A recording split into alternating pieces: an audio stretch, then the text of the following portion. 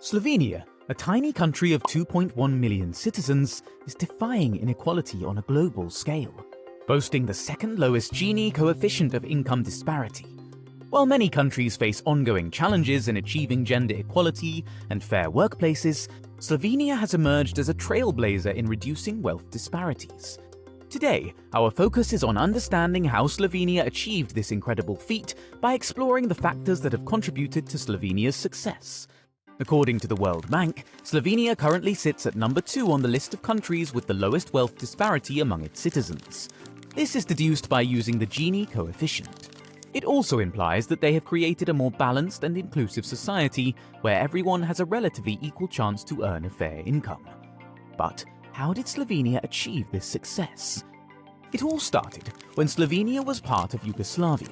The country followed socialist principles from the end of World War II until it declared independence on June 25, 1991.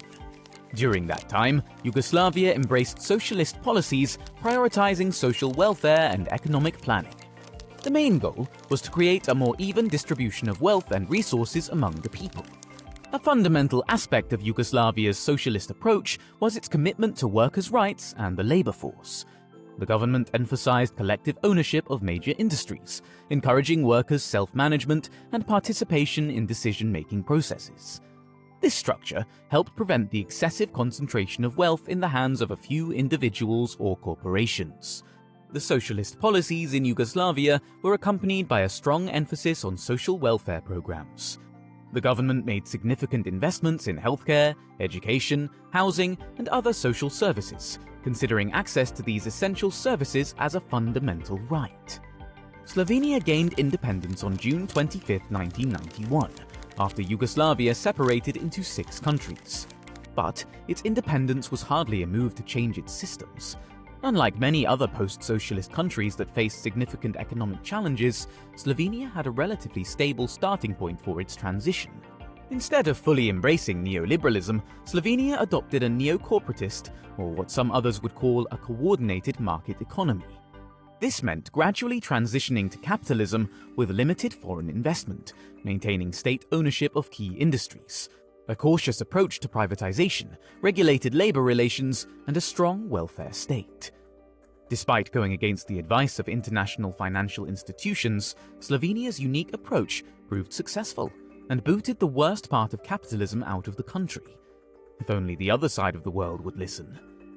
Other countries still, to this day, fail to recognize the importance of spreading economic benefits across society and the risks associated with wealth concentration. For example, the US has shown a steady increase in wealth disparities over the past 2 to 3 decades. As a result, many low-income households are struggling to make ends meet.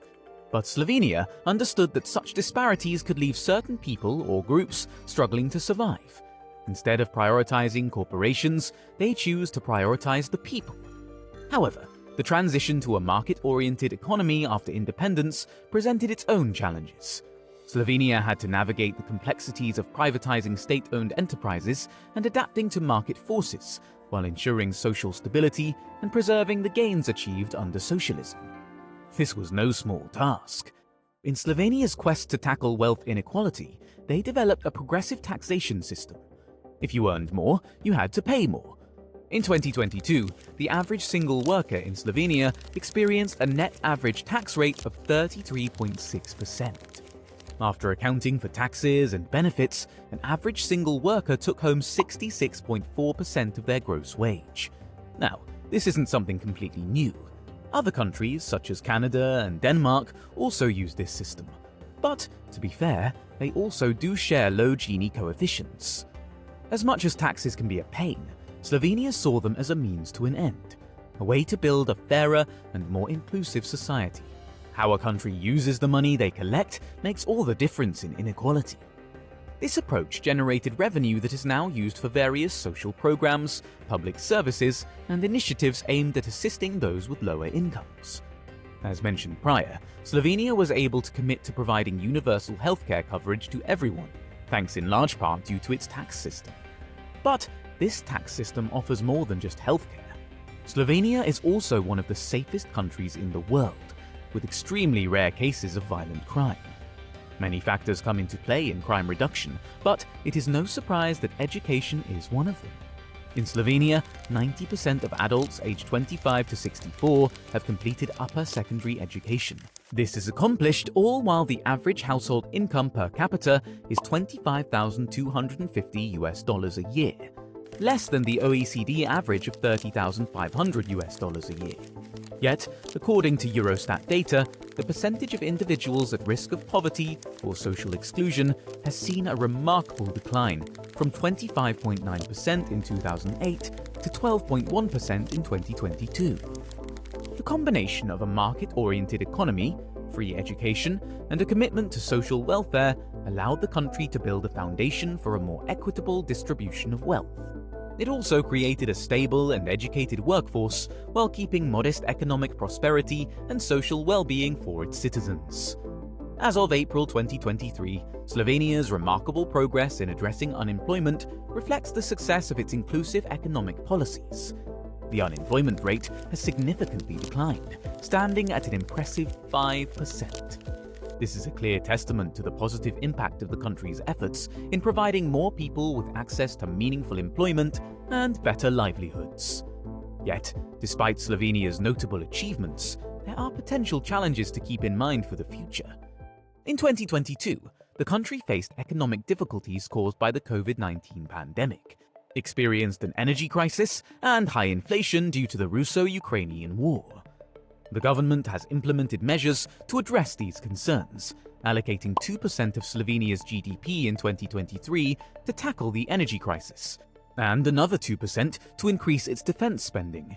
Factors like foreign demand, interest rates, and private consumption could be affected, which may subsequently have implications for income and wealth equality in the country. As a result, the GDP growth is expected to be below 2% in 2023, and remain low in 2024. As Slovenian citizens navigate the evolving economic landscape in 2023, many will need to adjust their expenses in response to the increasing prices. This highlights the significance of the circumstances at hand. Yet, even with inflation, the government has implemented initiatives like price regulations on petroleum products and the introduction of energy allowances and benefits for families to assist citizens during these difficult times. These measures aim to alleviate the financial burden on individuals and households and offer a sense of stability amidst economic uncertainties. However, these efforts raise important concerns regarding their long-term sustainability. Can the government maintain its support and hold on if these crises persist without significant change?